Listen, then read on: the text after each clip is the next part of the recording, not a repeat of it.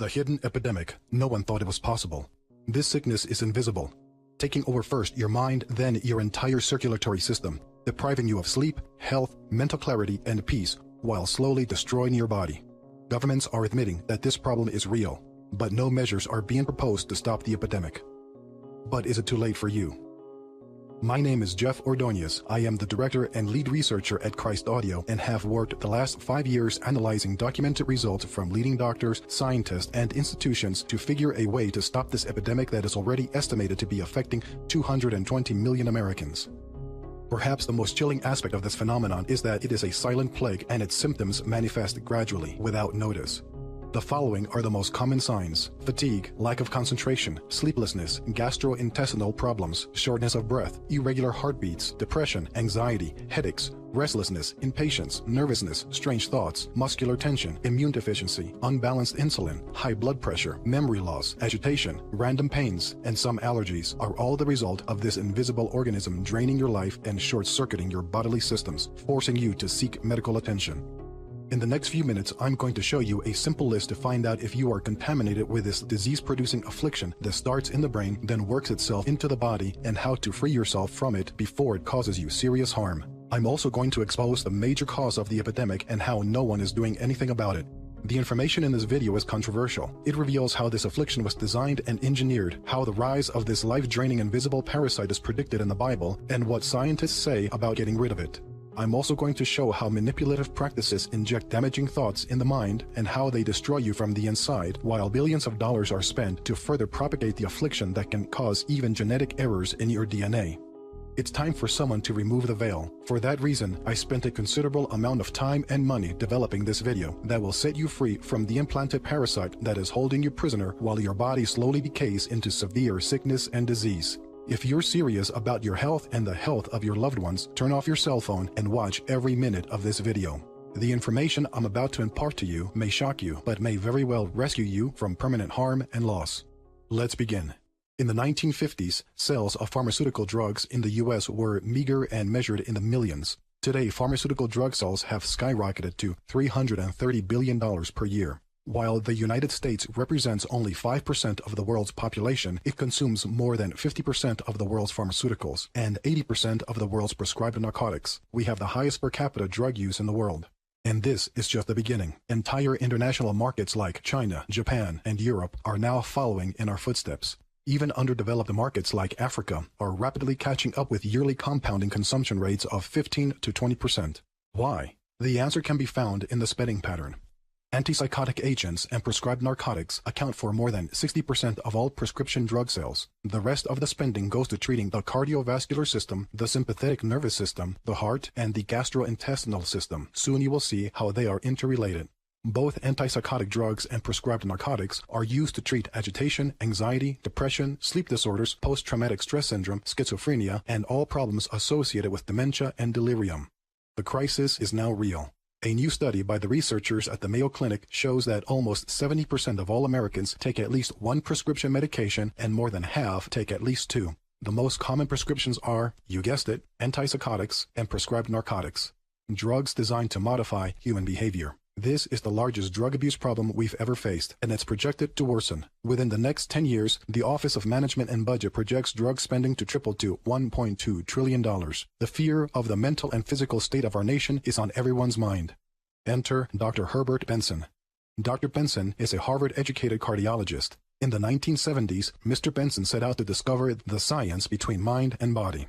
Over the span of a 40-year career, Mr. Benson and colleagues in the medical field linked numerous emotional and physical disorders to stress, which include depression, anxiety, heart attacks, stroke, high blood pressure, and immune system deficiencies. They found that susceptibility to infections and viral disorders linked to the common cold, certain cancers, as well as autoimmune diseases like rheumatoid arthritis and multiple sclerosis increase with stress caused by mental or emotional anguish. In addition, stress has direct effects on the skin with symptoms appearing as rashes, hives, and atopic dermatitis. The gastrointestinal system can also be affected with symptoms like reflux disease, peptic ulcer, irritable bowel syndrome, ulcerative colitis, and can even contribute to insomnia and degenerative neurological disorders like Parkinson's disease. In fact, it's hard to think of any disease in which stress cannot play an aggravating role on any part of the body. Virtually all doctors and scientists worldwide agree that as much as 60 to 80% of all sickness can be linked directly to stress, including those affecting the cardiovascular system, the sympathetic nervous system, the heart, and the gastrointestinal system. Stress is measurable and dangerous.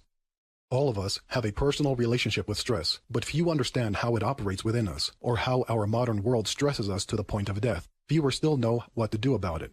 Here's how the stress tyrant sickens your body and why it's affecting the genetic structure of more Americans each year.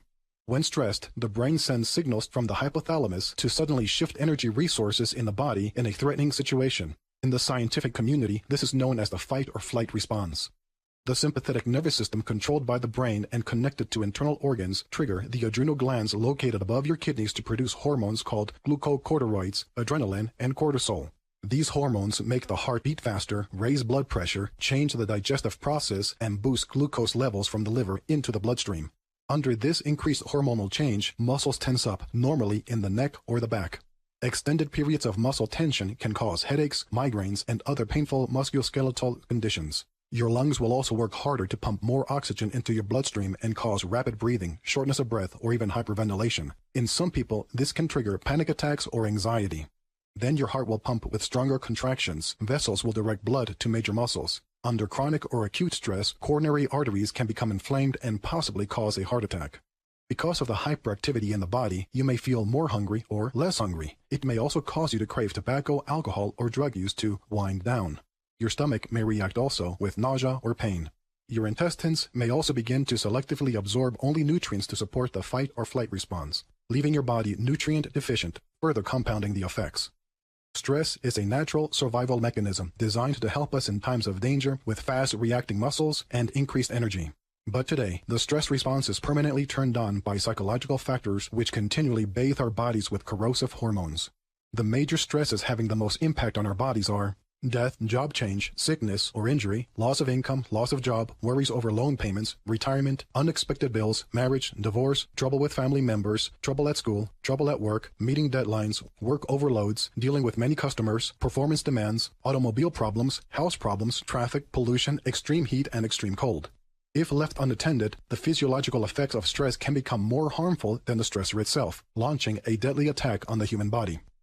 In 1978, Robert Spolowski, professor and researcher of biology, neuroscience, and neurosurgery at Stanford University, received the MacArthur Fellowship Genius Award for his landmark work that demonstrated how stress works on us in frightening ways. His work showed that chronic stress and the prolonged release of glucocorticoids kills healthy brain cells. He and Dr. Bruce McEwen at the Rockefeller University followed the path of stress in the brain by subjecting lab rats to chronic stress and then examining their brain cells. The team made an astonishing find. While the brain cells of the normal rats had extensive branches, the brain cells of the stressed rats were dramatically smaller, and the part of the brain most affected was the hippocampus, the part of the brain related to learning and memory. The experiment showed that chronic stress changes brain circuitry, killing healthy brain cells and shrinking the part of the brain responsible for learning and memory. In a recent study conducted by Dr. Benson in 2008, he and his colleagues discovered that long-term practice of what he calls the relaxation response reversed negative genetic expressions in the human body. This was a scientific breakthrough because negative genetic activity causes sickness, disease, and even thinning of brain tissue. For the first time, there was documented genetic evidence that deep relaxation induced by mental focus, breathing, or deep meditative prayer produces immediate changes in our genetic activity. Hundreds of experiments showed that positive genetic expressions that promote health become activated during these times of deep relaxation or meditation. He demonstrated how immune functions also improved, how energetic metabolism becomes more efficient, how insulin secretion becomes more stable. By this time, you're probably thinking the solution is simple. Train yourself to sit quietly for a few minutes each day. I wish it were. The reality is that negative genetic activity and the cause of stress comes from our psychology. The way we think affects how we perceive life and react to it.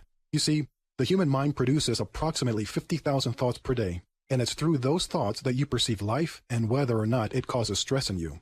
Scientific and medical communities agree that nearly 80% of all thought is negative. That's 40,000 negative thoughts to 10,000 positive thoughts, or a 4-to-1 ratio. What's even more amazing is that you are only aware of 5% of your thoughts. All the rest play in the background like a silent recording.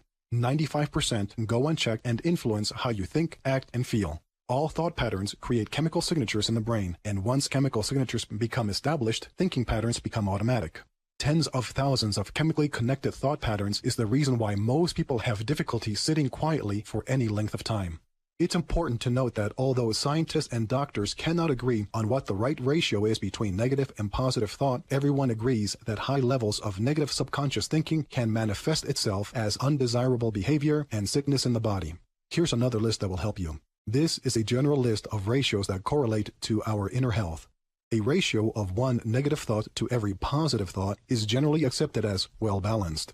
2 to 1 can display itself as irritable or somewhat anxious.